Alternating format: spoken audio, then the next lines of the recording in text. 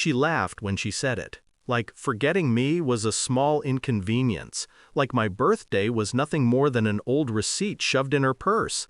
Seriously? You're mad I forgot your birthday? Her voice was flat, dismissive.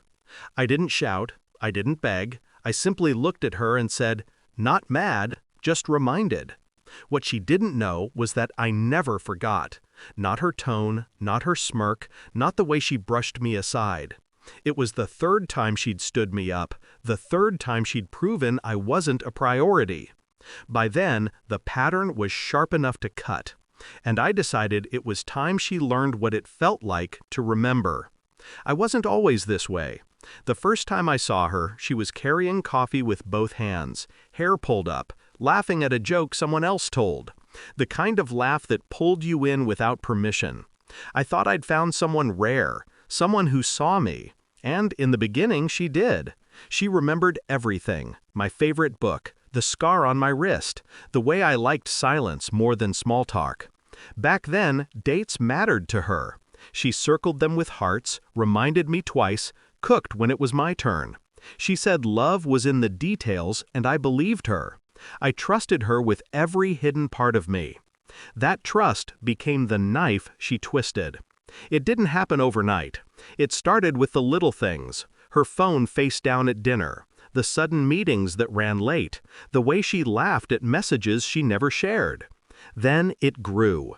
Missed anniversaries, forgotten promises, excuses that didn't quite fit.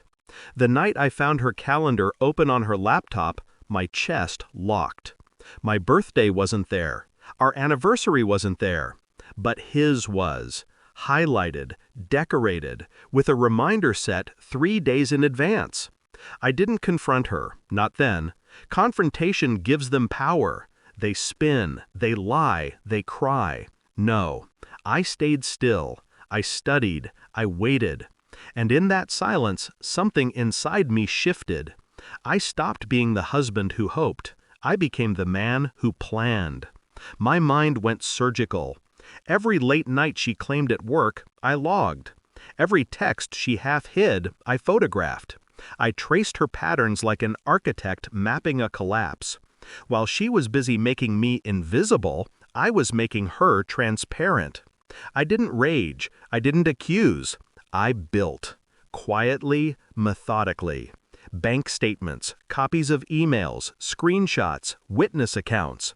By the time she suspected I knew, it was too late. The walls were already closing in.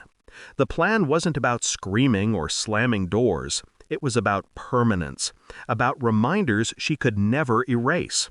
I created a new calendar, not for me, for her. Every missed dinner, every business trip, every date with him, I marked. Cross-referenced with receipts, GPS logs, hotel bookings. Her betrayal laid out like a history lesson. Then I shared it, synced it to her phone, to her laptop, to her work email. She woke up one morning and found every lie staring back at her in neat red blocks. That was the first reminder. The second was legal. Divorce papers, dated and filed, delivered on the anniversary she forgot. I scheduled it that way deliberately. While she expected champagne, she got a summons. The third was financial. Joint accounts drained into a separate trust I had set up months earlier. Her name vanished from the house deed, from the car, from everything she assumed would always be hers. Each step was precise, each cut clean. When the confrontation finally came, it wasn't loud. She stood in the kitchen, eyes wide, phone shaking in her hand as she scrolled through her own betrayal, mapped and timed like a crime scene. "What is this?" she whispered. "Your calendar," I said. "I just filled in the blanks." She started to cry then, but it wasn't grief, it was fear. She understood. Every excuse, every forgotten date, every time she dismissed me, it all came back, not as guilt, but as evidence.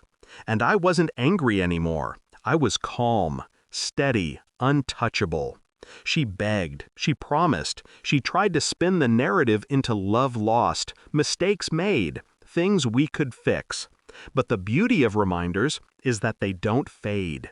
They stay. They repeat. They haunt. I told her this wasn't about revenge. It was about memory. She wanted to forget me. She wanted to erase the dates that mattered. So I gave her a gift she couldn't return. Now, every time she opens her phone, she sees it. Every anniversary she forgot. Every birthday she dismissed. Every lie she thought she buried. All marked. All permanent. Her life is one long reminder. I walked away that night with nothing in my hands but everything intact inside me. No shouting, no chaos, just the steady beat of justice done. She will never forget again. Not me, not what she lost, not the dates she erased until I carved them back into her life. And me? I don't need reminders anymore. Some things, when burned deep enough, never leave.